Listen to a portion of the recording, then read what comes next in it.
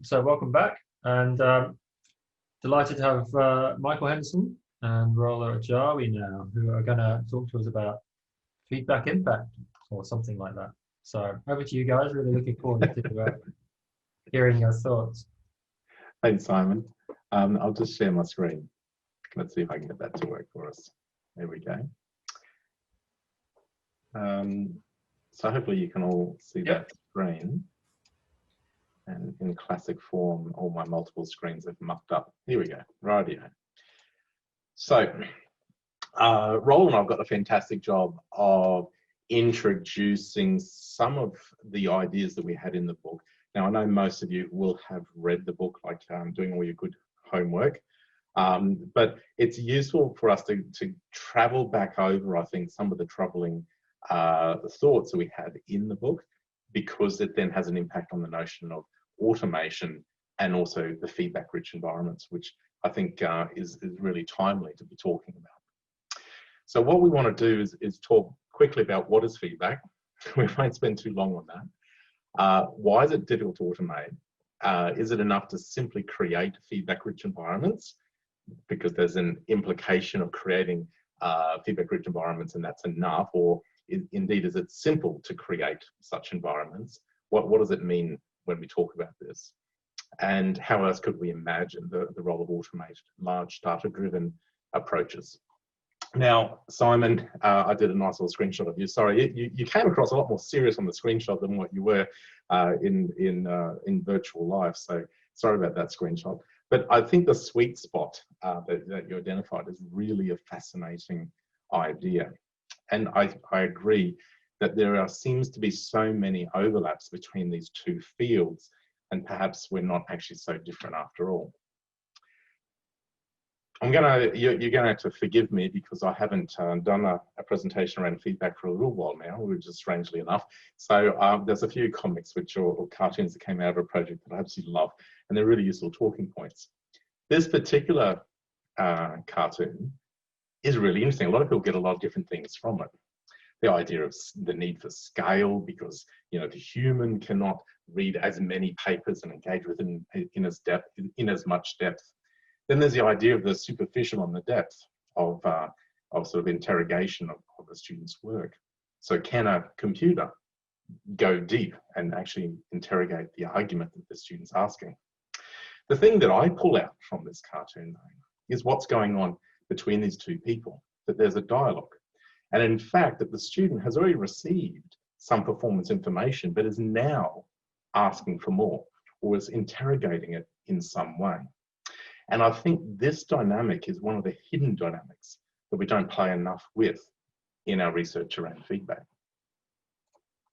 So, now I don't want to revisit a very long debate about feedback, but I think it's really useful for us to identify where we're coming from, so that a point of difference can be made, I suppose, if we need to. Now, as this little kid here identifies very clearly, it's very important to get the right terminology. So for us, coming from the book, feedback are processes where the learner makes sense of performance relevant information to promote their learning. And there's a number of variations thereof, but the key parts in there are that it's processes, and it's not just the giving of, not just that firing off of the cannon, that the learners are active. So it's not necessarily involving teachers at all, or indeed systems. And this is a real significant shift from the teacher-centered conceptions. Now, everything we've talked about this morning already shows that people are coming from these kinds of perspectives. But inherent sometimes is when we focus in on the nature of data and offering it up as a single point of change, we might be unwittingly buying back into the idea of us offering that one point, that one cannonball of effect. There's also this thing around sense making, and really we can take it from different disciplinary traditions. If you talk to a cognitive psychologist, they'll understand sense making in a very different way from, say, someone who's coming from a socio-cultural background. It's not necessarily logical, it's multiple, it's fluid, and it's learner dependent, which means it's very important for us to identify who these people are, who's the actors, and coming from their own subjective understandings. And impact, it's just not simply enough nowadays to simply provide information and hope for the best. And I think if we're going to be researching around feedback and impact, we really need to be thinking about what is that impact, and it's not necessarily immediate, the instant form. So all these ideas are captured in chapter 2 of the book, and it flows throughout the rest of the book, but they offer up some challenges for us when we're thinking about automation and at scale. So when we're locating impact, we're obviously seeking to improve the outcomes for our students, but not necessarily are they going to be learning outcomes or just learning outcomes. It's quite valid to be seeking different forms of outcomes and impact. It's not always about the learning outcome as such. Other impacts of feedback can interact with those learning outcomes. So feedback can have multiple forms of effect, and those can interact and shape. So we need to find out what is the multiple, what is the plural aspects of the impact here. And measures of learning outcomes, such as grades, obviously need to be treated with caution. As I edit a journal in technology and higher ed, often come across, despite wonderful framing from the researchers, underlying it is this implicit idea that simply doing one thing over here is going to have an impact on satisfaction scores, on grade outcomes. And we know in the complexity of education research, that's not always the case. So that then brings us to the idea that really subsequent performance is a really useful focus to locate impact. And that subsequent performance may not be your terminal exam, or indeed all of the exam, it might be just a few items within it.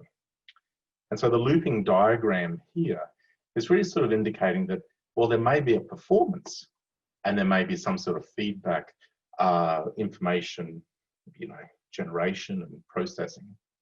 But really it's at the related performance point that can be a really useful place for us to do our research around impact.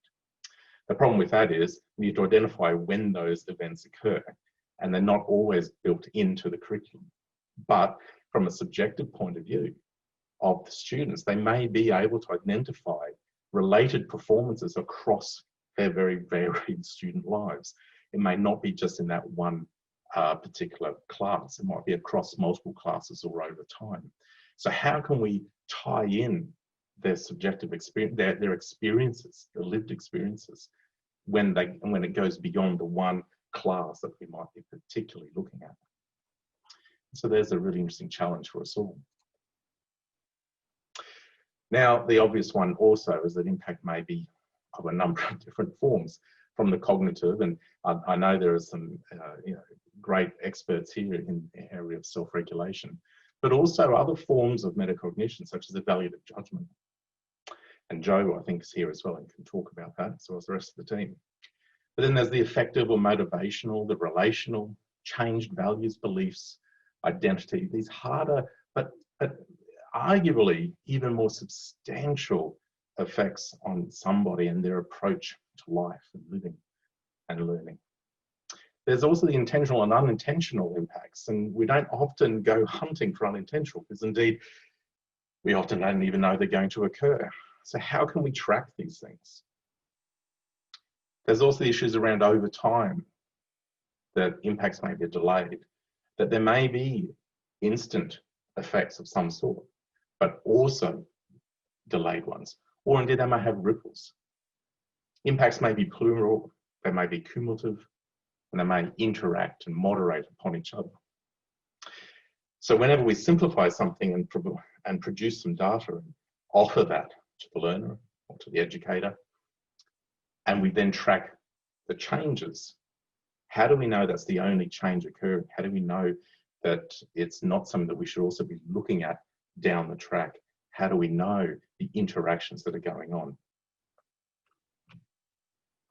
So in terms of research challenges, we go back to Kipling's classic sort of warriors here: who, what, how, why, when. If we think about a simple process of, there's feedback processes, there's some effects, and impact on future performance, that the whole sequencing becomes a bit of a problem. So on the left, if we think about feedback processes, we have challenges. Well, what are those feedback processes that have this kind of positive effect? What about the sequence, the actors, their agency, the informational design, the media? I do a lot of video media, other forms of content design, the sense-making process itself, and how we understand it. What disciplinary tradition are we borrowing of to understand how someone comes to make sense of an experience? And then we have to ask the question, well, how and why does that impact on the effect? And then those effects, as I've said before, are the unintentional and the intentional, the immediate, delayed, cognitive, affective, motivational, relational, social, which is so hard to measure, and plural and intersecting dynamics. And then, of course, again, we have the question of the how and the why of the impact on the future performance, which may again be plural or moderated by other effects, the cumulative and the partially represented. So an impact on the future performance, such as in grade, or it's simply whether they can do that simulation more effectively next time. Is that a full representation of the effect of the feedback process that we were just witnessing? Then we have the question about the linearity of all of this. Indeed, there's a very strong argument to say that people can get into iterative loops, working through effects, the feedback process, the different ways that sources can be provided to them. And really in a feedback-rich environment, when we're talking about multiple sources, multiple opportunities, different forms of agency, and the ways in which to perform, to test and try out, then we would expect to see different kinds of movements backwards and forwards and around. And all of this then makes it much more complex for us to understand the actual dynamics that are going on between the data that we generate and the effect that we're trying to perceive. So I might just stop there. So my task there was really just to challenge and to make a little bit more confusing the whole environment. And there we go. Okay, so I think I've finished sharing. I'm working off a little dinky die laptop, so roll it, go for it. All right. Thank you, Michael. I'm going to take over from here. I'm going to go slightly off-piste in the sense of I'm going to start from looking at a worked example that Dave and I worked on a few years back and published from, in terms of trying to link this idea of feedback processes and their effects on student learning. And through those worked examples, try and pull out some of the points that we make in the chapter. So I'm just going to do a quick share screen. All right. A while ago, and this was this first paper that Dave and I published in 2015 was based on work that I led over at Dundee, where we developed this whole suite, if you like, a feedback journal that was meant to cross across a number of units of study. And it was a way of us tracking the feedback processes that were happening and hopefully trying to see the effects of these feedback processes. And in order to analyze this data, we really had to think about, well, what framing should we use? And we asked the question, what if we took feedback as an interaction? And so the processes are, if you like, a dialogue. And that dialogue is happening not just between the individual student and the teacher, but with the materials as well. The materials are actants in this process. And so each of them are taking turns, and that was a way for us to display the data. And this paper here that I'm showing on screen at the moment was our first foray into some theoretical framing about what that might look like. And in terms of, drawing on interactional analysis and thinking about what is said, but also how it's said. And that involved some little discourse analysis. Just to set the scene a little bit and to look at, what Michael was talking about was feedback loops, and we built that into our process. So This is in terms of the actual design, not the research now I'm talking. So this was into a postgraduate program. It was a not fully online program. We had the materials that about the assessment. The student would download those, submit an assignment through the LMS, and they had an interactive cover sheet that they needed, that they would ask questions of the assessor. And they would have a dialogue, and this would go back and forth across between the student, the tutor, mediated through technology in the LMS, and also the materials. And that's just an image of the approach for the design. So then what did the actual data look like, and what we tried to do with it, and what does it show? So this is the next paper that we published, and this was in 2018, and this one actually applied the original theoretical framing that we used and actually extended it in terms of this notion of feedback as dialogue. So I'll come back to that. So let me show you just a really short snapshot of what the data visualization, if you like, using some of the language we've been using, might look like. And this was all done manually. This was me actually trying to figure out the feedback threads of dialogue across multiple contexts, whether it's from the interactive cover page, whether it's from the feedback journal, which happened after feedback information was provided, where the student had to answer some questions, and this went to the staff, and the staff member would then respond asynchronously. And so there were multiple conversations going on between tutors and staff. And one way was to manually kind of pull that out of the various bits of information, including the comments on the side of assignments, including from, as I mentioned, the interactive cover page, the feedback journal. And what you see here is the one excerpt of feedback dialogue. And the terms, so this is the student, Melanie, the tutor we've called Julie, and as I said, the materials are an actant. And if I think about the work that you've been presenting around automated feedback, it is actually also one of the actants around the that is creating, influencing the interaction, if you like. Now, in our work, and you can see this conversation was actually rather fast. It happened in a day. Sorry, except for the first piece of work that was submitted that was then marked feedback was returned. But after that, the dialogue happened reasonably fast. And so, you know, what you see here is some text in the assignment. This is some text that the student entered that was talking about why they did a particular thing in relation to the assignment. The tutor picks up, this is a comment using track changes on the side of the assignment, and the tutor asks, why did you pick this, you know, out of all the various online tasks that you could have done?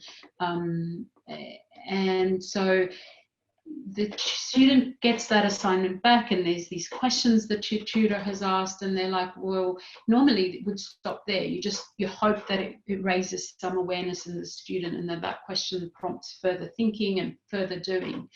But because we had this feedback journal, we could then track, you know, what and ask these questions, which we called kind of invitational questions for further sense making. They would prompt certain responses. Of course, the student could ignore them or not respond adequately, but in this case, the student explains the rationale for why she chose a particular approach, and then the teacher comes back and reaffirms some of the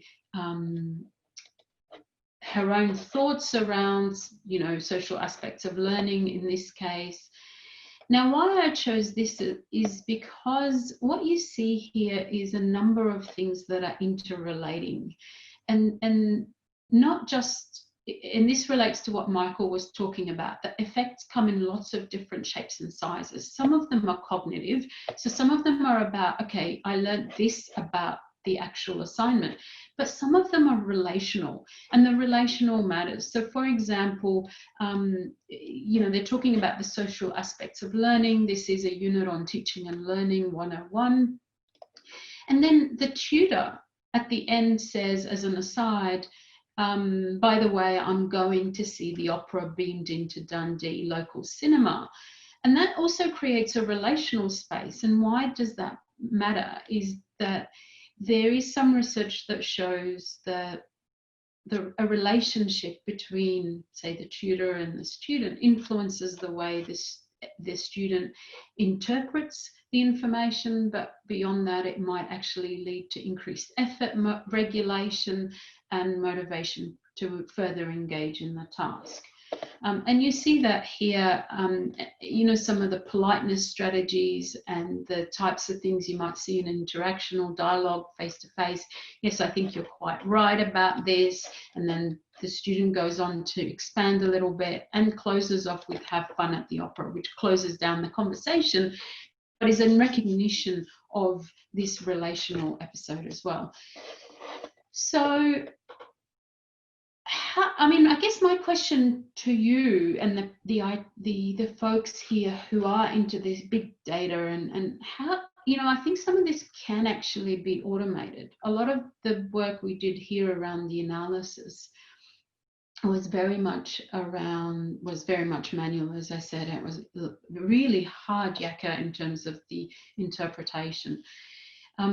If you read the paper, it actually highlights what the cognitive gains are as well as the relational, and it talks about how this structure, the different processes led to particular, and the prompts, for example, the questions in the feedback journal led to particular responses in the students, and things that we have termed intermediary effects, because we didn't, for this particular paper, go and look at the next piece of work.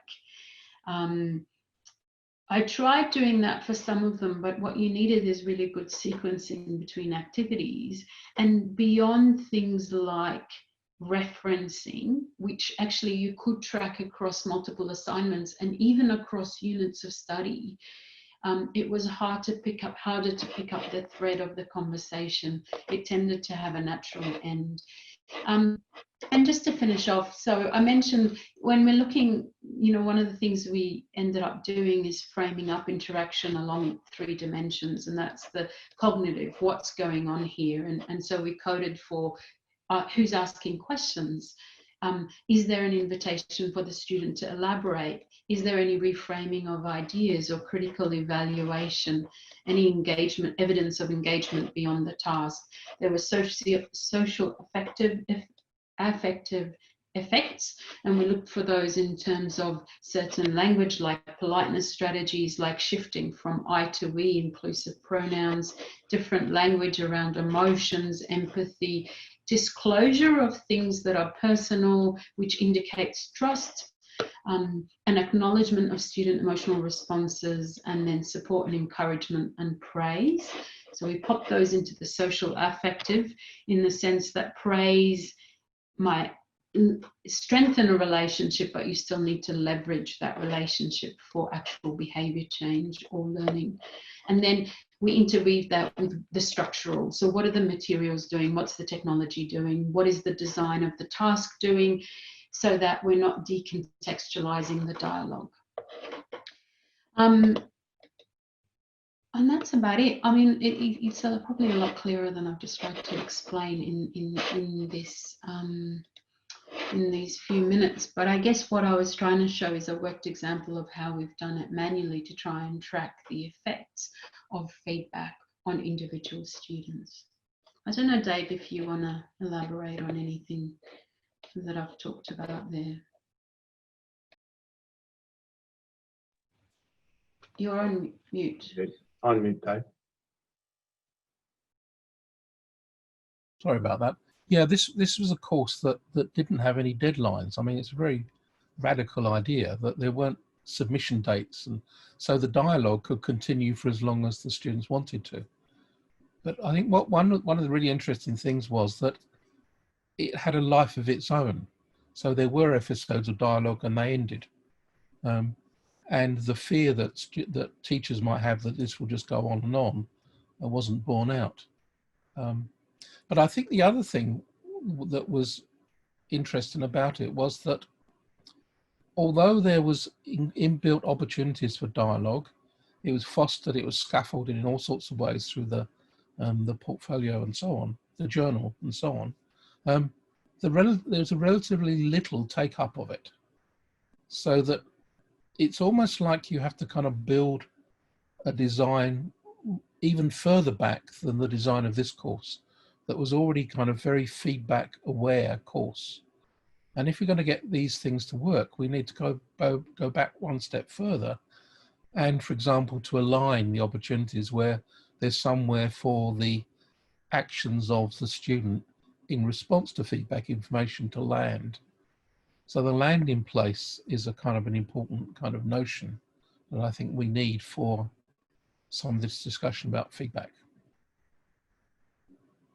And how do you document that? I mean, we use portfolios here, and in fact, it was a very basic wiki tool that enabled this all assignments and feedback to be in one spot, and to students to answer some questions for each piece of work that tried to link into the next one.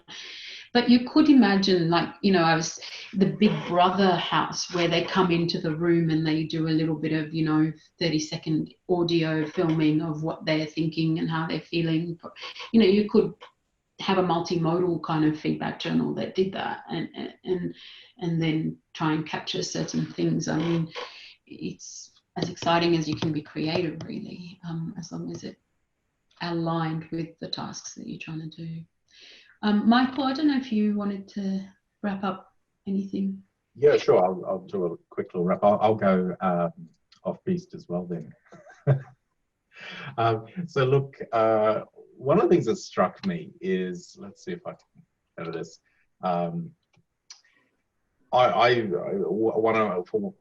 One of my many sins, I do audio and video based feedback artifacts, you know, from me to my students, and increasingly I'm playing with notions of students back to me, and then students to students in peer forms. And so we might say, well, that's pretty rich, and it is rich media, but I wouldn't say by itself it makes a feedback rich environment. There's just one rich artifact doesn't make for that kind of environment. And this is the really interesting thing about this symposium, is that feedback rich environment is part of the title. So we're not looking necessarily for this one silicon bullet or this one moment. In fact, what I'd be suggesting in my own classes, as an example, I do video-based feedback, and it has this structural element. I've done a lot of research around it. I've measured myself.